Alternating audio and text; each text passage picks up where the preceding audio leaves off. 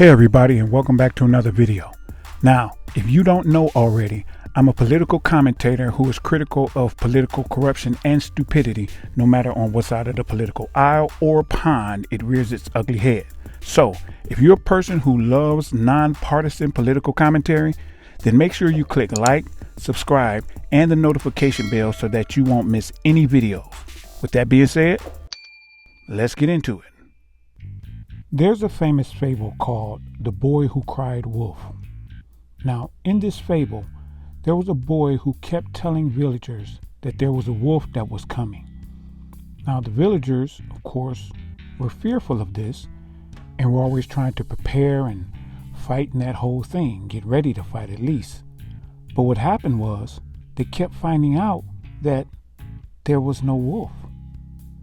And so eventually the boy cried wolf, and there was actually a wolf, and no one came to help him.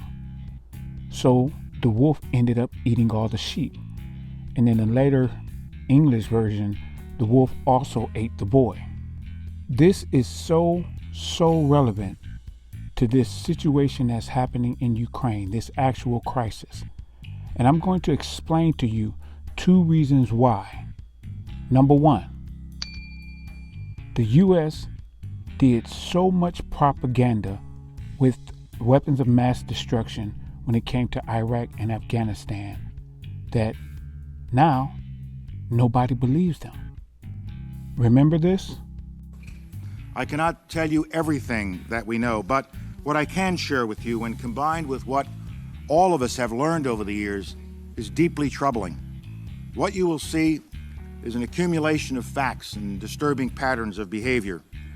The facts in Iraq's behavior demonstrate that Saddam Hussein and his regime have made no effort to disarm as required by the international community.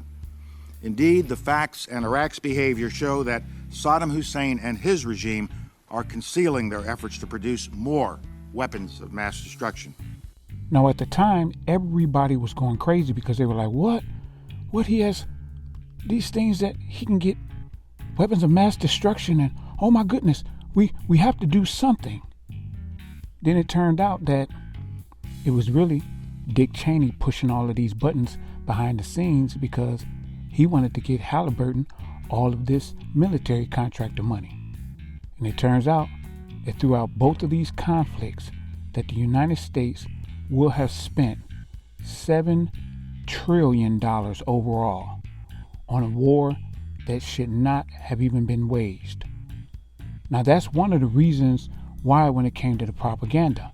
But another one of the reasons why that propaganda happened was because George W. Bush wanted to pay back Saddam Hussein for what Saddam Hussein did, disrespecting his father via the Kuwait annexation situation in the early 1990s. His father, George H.W. Bush. Now fast forward, and guess what we see? We see this.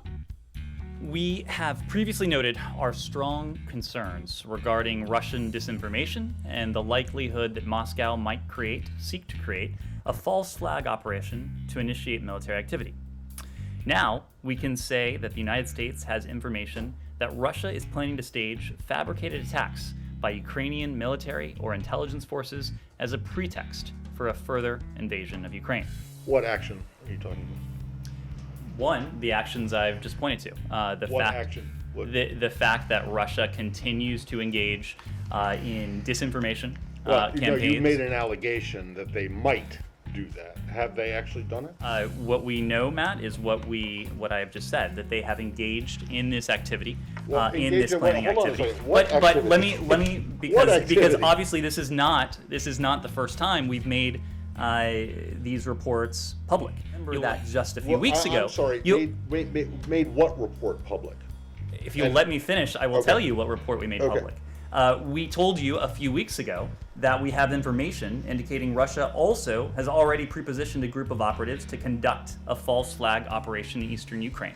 So that, Matt, to your question, is an action that Russia has already taken. It's an action that you say that they have taken, but you have shown no evidence to confirm that. And I'm going to get to the next question here, which is, What is the evidence that they? I mean, this is like crisis actors, really. This is like Alex Jones territory you're getting into now. What evidence do you have to support the idea that there is some propaganda film in the making? Matt, this is derived from information known to the U.S. government, intelligence information that we have declassified. Okay, well, where is it? Where is this information? It is intelligence information that we have declassified. Well, where is it? Where's the declassified information? I just delivered it. No, you made a series of allegations and statements. Would you like us to print out the topper? Because you will see a transcript of this briefing that you can print out for yourself. That's not evidence, Ned. That's you saying it. That's not evidence. I'm sorry. Now, did you see how AP reporter Matt Lee was grilling him? Why do you think he was grilling him like that? Because usually the media doesn't grill the White House like that. They don't grill politicians or anybody. They're kind of just stenographers normally. But why did you think he did that? It's because of the whole weapons of mass destruction propaganda. People are now iffy on believing anything that the White House is saying. And I wonder why. Number 2, Putin is using the distrust in the U.S. because of the previous weapons of mass destruction propaganda in order to set up and implement his entire plan. So what Putin has done is he actually set up initially this whole thing of, oh no, we're just being defensive because of we don't want Ukraine and NATO because you all are encroaching on our borders, that whole nine. But what he did was he used that in order to get the U.S. to go out and say, hey, you know, Russia's doing all of this craziness, because when the U.S. talks about stuff like that, people are like, they're kind of iffy on the U.S. That allowed him to be able to set up his troops with not many people kind of getting up and moving, because they were like, well, he's setting up troops, but he's saying because of the whole NATO thing. But he knew that the U.S. actually knew what he was doing. But he also knew that nobody was going to believe the U.S. Then bam, he just invaded Ukraine, and not just in the places people thought, but the entire country strategically.